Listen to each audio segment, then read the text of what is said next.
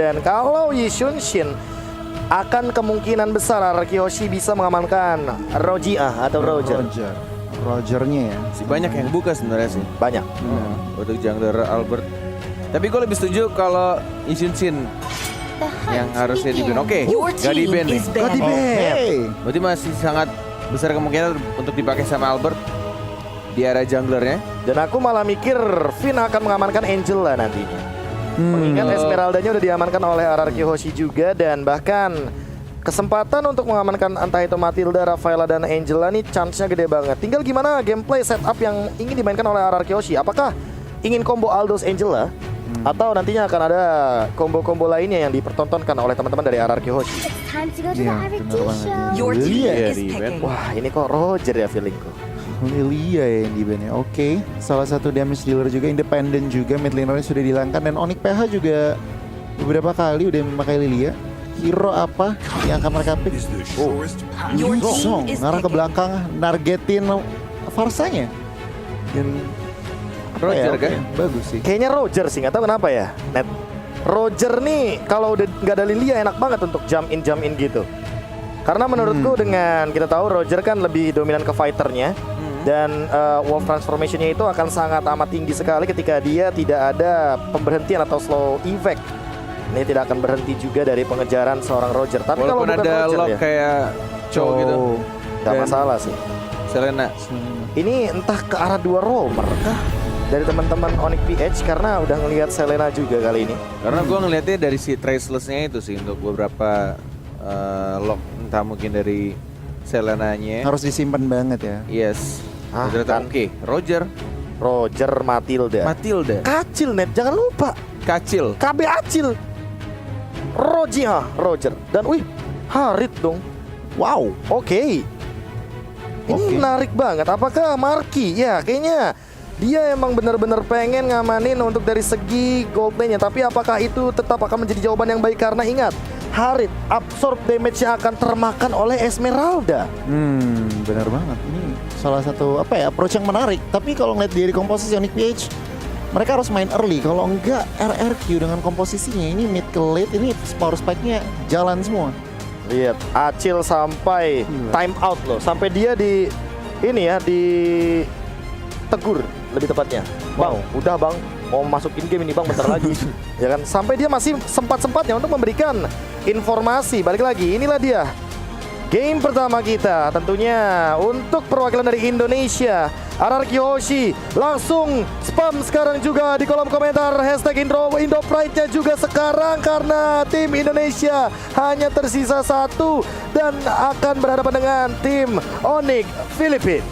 Yes, inilah dia match upper bracket antara RRQ melawan Onyx PH. Yang sudah terlihat di sana tampaknya dari Clay dan Finn ya, ini bakal bermain dan bahkan di bawah bertemu dengan Sin dan juga Marky yang cukup berani juga untuk mengambil last pick-nya itu ke arah Harith. Yang kita tahu ada natural counternya Esmeralda nantinya, dan bahkan itu kecil banget Baloyski itu KB. Yes, tiba-tiba kayaknya terlebih dahulu. Dia harus recall terlebih dahulu. Tapi balik lagi dia adalah seorang roamer. It's okay kalau misalkan dia harus pulang. Namun yang unik adalah Hatred. Dia menggunakan Chow dan emblemnya adalah Assassin untuk High and Dry. Wow. Yes. Dan ini dia fun fact dari Snake Video. Onyx PH adalah tim yang berpartisipasi di M3 dengan pool hero tim tersempit. Hanya 13 hero uniknya, sementara RRQ Hoshi memiliki 25.000 hero unik. 25? Enggak, luas, tenang. Luas banget itu. Gue banget ya. ini, gue bias banget gue. Yes, nggak masalah ya. 25.000 hektar, lumayan jauh ya. Tapi kali ini kita akan lihat bagaimana Bang Sin. Masihkah dia bisa survive? Oh my god, Bang Sin terpick off dikarenakan Baloyski membawa kawannya kali ini ke arah bottom lane. Marky langsung di babysit begitu saja. Tapi kali ini lihat rotasinya, Albert udah level 4. Apakah bakal kontes ke arah Turtle? Karena Kairi, dia kayaknya lebih punya advantage untuk early stage seperti ini dikarenakan adanya Tonros. Dan hati-hati Baloyski, ini dia dimakan-makanin sama Finn nih kayaknya. Yes, dari early semua aggression. abyssal trapnya. Dan bahkan Turtle udah mulai ditarik sama Lancelotnya terkena arrow, dikasih trap kembali. Albert yang harus berhati-hati karena tinggal seperempat lagi darahnya. Mau dipaksa kontes atau tidak, ada guiding win, tidak dipencet dan bahkan retribution tidak berhasil didapatkan dan wave dragonnya. Oh my god, terculik di sana dan serang Albert. R7 menjadi lini paling depan mencoba untuk nge-trade kill dia tapi terlalu tebal. Dari Darski-nya mencoba untuk dihajar 3 orang dan bahkan langsung diamankan oleh seorang Clay. Yes, kali ini trade kill-nya berhasil 2 untuk 2 dan bahkan kerugian awal Albert harus terpick off. Tuan muda Albert kali ini harus farming lebih sabar lagi dan bahkan Kairi yang mengamankan dari turtle buff-nya Goni. Wow, ini kalau lihat dari menit-menit emang Onyx PH kuat di early di mana Selena, Chow, Lancelotnya Pick ini off-nya udah sih. main Perkara pick off-nya arrow doang kuat tadi. banget. Perkara arrow, lihat memaksakan 3 member dari RRQ juga memakai Purify. Ya, dan kali ini mau gak mau ya harus lebih sabar terlebih dahulu dan ingat ada 3 Purify kali ini yang akan digunakan oleh teman-teman dari RRQ Hoshi. Jadi Hatred benar-benar harus dipantau apakah nantinya flickernya akan digunakan lagi untuk 2 menit ke depan. Tapi kali ini R7 sudah melihat keadaannya di mana dia bakal terkena trap dari Baloyski dan masih bisa survive. Ini dia Bang Otot. Gak perlu gunain satu Purify-nya dari R7 ketika sudah di game tadi. Streaking Eagle-nya dari seorang Finn dan bahkan Flash Strike-nya tidak berhasil untuk dapetin satu hit pun terhadap seorang Lancelot. Masih bisa dihindari dan bahkan ini early game-nya cukup rusuh dari Baloyski dengan menggunakan Selenanya menuju ke arah top lane. 2 melawan 1, mau dihajar atau tidak karena Kairi-nya juga sudah mulai muncul di retribution oleh seorang Kairi dan langsung diamankan begitu saja. Tonrosnya masih bisa dihindari. 24 detik lagi untuk turtle yang berikutnya. Chase Fate di cancel dan tidak mau dipaksa untuk di arah atasnya. Oke, kali ini bisa dibilang Marky juga mengamankan gold shield turret yang cukup banyak dan ada pertukaran landing phase. Yes, dan kali ini ada pergerakan lagi Hatred langsung memaksa Purify daripada seorang Clay. Lihat bagaimana High Endra-nya bekerja. Dia benar-benar bahkan tidak ke-trigger untuk The Way of Dragon-nya dan flickernya udah ready. Albert harus dipantau sepertinya Bung Cornet. Gila sih itu perkara lewat jalur tengah yang emang agak sedikit berbahaya. Walaupun harus berputar lebih jauh tapi harusnya itu lebih aman dari perputaran rotasi Clay ya. Dan bahkan di sini turtle masih bisa reset kembali. Roger dari Albert masih cukup jauh jaraknya mencoba untuk mengulang kembali Kairi. Darski ada 1 arrow dan bahkan 4 orang mau dikontes atau tidak. Retribution ready. 1 badan diamankan lagi oleh tim Onyx PH. Masih ada 1 Streaking Eagle ditabrak begitu saja. 2 of Dragon. Oh my god, langsung didapatkan mencoba untuk men-trade kill. R7 tidak berhasil nge-trade killnya dan bakal langsung di cover oleh teman-teman dari Onyx PH. Dan hampir saja Tuan muda Albert memakan lele dari seorang Baloyski. Kali ini bahkan ada 1 pergerakan R7. Dia mencoba untuk bertahan. Masih ada Purify dan dikejar. Trapnya masih connect. Tapi R7 masih punya Frostmourne Shield. Nggak bakal bisa ditumbangkan. Namun kali ini bottom lane sepertinya harus hilang. Goni, what happened? Gila, ini permainan makro dan early potential dari teman-teman Onyx PH tuh benar-benar dimaksimalin. RRQ harus pilih-pilih team fight di early game-nya. Erunya sih. Iya sih. Ayo, perlahan-lahan tapi pasti. Namun ingat Bung Cornet, tenang. Jangan tegang karena apa? Karena Tuan muda Albert ini menggunakan Roger. Ini adalah hero snowball yang kalau 1 kali mendapatkan advantage atau keuntungan, dia Momentum akan ya. mendapatkan momentum yang berlipat ganda. Tinggal dicari nanti momentumnya gimana. Apalagi RRQ Hoshi juga kita tahu untuk dari MPL Indonesianya sering banget comeback dan bahkan Finn-nya bakal terjebak di depan, namun tidak akan ada contest fight untuk kali ini. Finn lagi dan lagi kena arrow, bakal terpok lagi damage-nya dari Baloyski. Ini kalau andaikan saja bukan tim Indo ya. Ini dari draft sih gue yakin banget dari draft RRQ mid game to late game harusnya mereka bisa balikin keadaan, apalagi kita lihat juga dari Bangsin ya yang memulai untuk dapetin stacknya, fokus untuk farming. Ya, kita lihat juga dari Clay yang masih aman untuk poin killnya juga dia dapetin 2 kill. Dan kita lihat dari anak-anak RRQ dan juga Onyx PH belum berbeda cukup jauh dari segi goldnya. Tinggal gimana caranya untuk momen-momen team fight selanjutnya yang mungkin di sini agak sedikit berbahaya. Albert yang mencoba untuk menghindar Wave Dragon dari hatred-nya. Lihat masih bisa hidup dan bakal langsung datang Bushian. Sekarat dia, mana strike-nya, 1 hit lagi dan tidak berhasil didapatkan. Hatred masih bisa hidup. Coba untuk flicker kah? Tidak ternyata. Dan kayaknya iya langsung mundur ke arah belakang dengan flickernya, dan kali ini Kairi yang sudah mendapatkan informasi bahwa Tuan Muda Albert tidak memiliki retribution, dan kali ini langsung diamankan dengan cepatnya.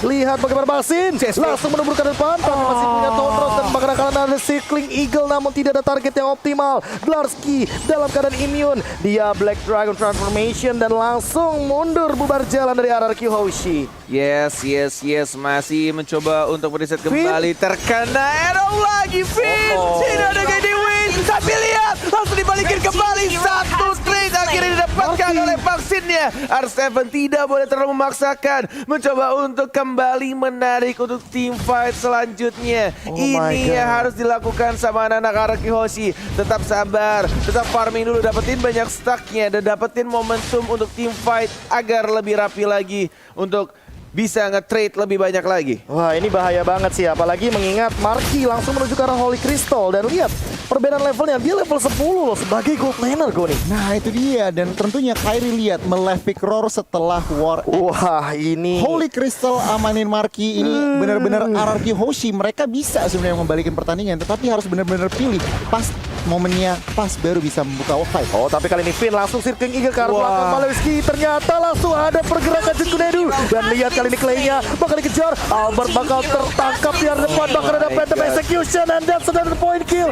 Oh my god, Kairi. Dia mendapatkan triple kill. Apa yang terjadi? RRQ Hoshi hilang 4 membernya.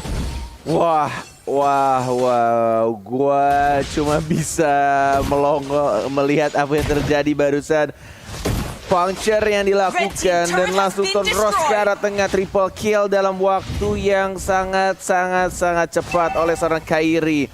Dan itu adalah team fight yang benar-benar nih kita akan melihat kembali replaynya ketika Finn ya membuka 1 Striking Eagle dan Baloyski yang benar-benar langsung lompat dengan menggunakan flickernya, dibawa, ditarik jauh ke belakang, and then memaksakan R7 juga langsung mengeluarkan Polystar Moon ya. Dan lagi-lagi yang dilakukan Kairi itu benar-benar on point banget. Dia langsung menuju ke arah 1 orang, yaitu Parsianya, dan Parsianya. Gak peduli, yang penting ada Minions wave di arah tengah, puncture dan langsung ke arah Parsianya. Dan ini yang bakal bahaya adalah Baloyski-nya yang bisa instant kill karena dia udah punya Calamity Reaper sekarang. Lihat arrow-nya kena terus dan tidak ada informasi sama sekali karena kali ini cukup berbahaya dari Baloyski yang dia trap-nya benar-benar on point banget.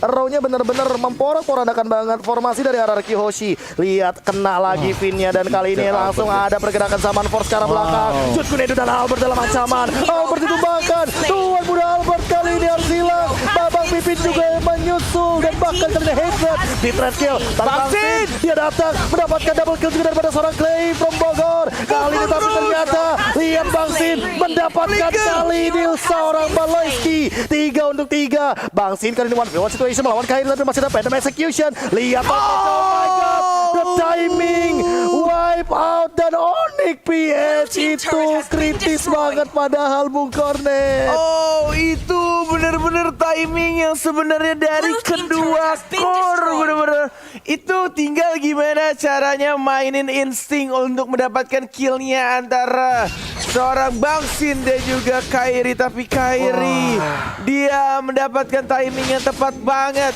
Dia punya Tondros, dia punya Phantom Execution yang pas banget di rerumputan dan langsung dapetin damage-nya ke arah seorang Bangsin. But it's okay, masih bisa untuk mengulur waktu kembali karena kita lihat sudah kembali hidup dan bahkan tidak ada yang mendapatkan 1 objektif Lord dan tidak bisa langsung nge-push walaupun sudah wipe out barusan dari anak-anak Onyx PH. Yes, bener banget. Dan kalau kita ngeliat itemnya nih, Albert belum mendapatkan true damage, endless battle-nya belum jadi. Sementara kalau kita ngeliat kanan, Kairi dengan 16.000 gold-nya udah langsung on the way Blade of Despair. Ini benar-benar harus diperhatikan. RRQ Hoshi mereka ketinggalan gold, mereka ketinggalan turret. Dan mudah-mudahan tentunya satu momen saja dibutuhkan untuk kembalikan pertandingan ini, tetapi untuk 11 menit pertandingan hampir 12, Onyx PH mengontrol Land of Dawn. Asli ini satu momen bisa banget loh untuk kembali, apalagi hero-hero fall off dari teman-teman Onyx PS ini banyak banget. Sekarang kali ini, Bang Sin terkena Well Dragon pada execution, dan bahkan Bang Sin mencoba untuk melawan dua hero sekaligus tapi gak bisa. Unstoppable daripada seorang Kairi. Kali ini 4 member dari RRQ Hoshi mulai diporak-porandakan, dipaksa untuk pulang. Glarski mencoba untuk dengan Black Dragon Form-nya, dia memaksa pulang semuanya. Lihat Cyclone Eye-nya bahkan diambil. Kairinya langsung hadir juga, Phantom Execution lagi. R7 apakah mampu untuk bertahan? Arrow-nya dilontarkan lagi. Tidak boleh ada yang mendekat ke arah Lord yang pertama, karena kali ini Lord pertama akan diamankan oleh Onyx PH. Nih benar-benar tinggal gimana caranya dari RRQ menahan, dan bahkan dari Bang Sin-nya ya sekarang sudah ready untuk flickernya. Tadi ketika di game juga tidak ada flicker, ya tinggal menunggu. Ini sudah mau level maksimal walaupun sempat tertinggal tadi dari seorang Kairi yang level maksimum duluan. Lord sudah mulai berjalan di area tengah. Ini di area tengah harusnya bisa ditahan, karena kita lihat Clay-nya juga sangat unggul dari segi point kill, dan akhirnya itemnya, beberapa itemnya juga sudah mulai jadi untuk dari seorang Parsia-nya. R7 sudah mulai di depan bersama Sarafin, getting win satu skill Lord karena sudah di atas menit 12. Sudah mulai merelakan satu inhibitor turret. Lord sudah mulai masuk dan mencoba untuk membersihkan minion di arah atas dan bawah. Strategi yang cukup baik dilakukan sama RRQ, melepaskan middle turretnya karena sudah setengah darahnya, dan lebih baik menjaga di sisi lainnya KB. Yes, kali ini perlahan-lahan. Lihat yang harus diperhatikan adalah hatersnya. Tapi arrow-nya connect kali ini. Albert dalam ancaman, langsung terkena Sondros dan hilang. Tuan muda Albert. Baloiski tapi ditukarkan begitu saja. Double kill dapatkan oleh Kairi, dan Devolis punya ke belakang R7 tapi tidak bisa menyelamatkan Bang Sin. Bang Sin tumbang. The Well Dragon coming up. Tidak ada purify. R7 tumbang dan wipe out. Onyx PH memporak-porandakan RRQ Hoshi. Game pertama 13 menit 57 detik.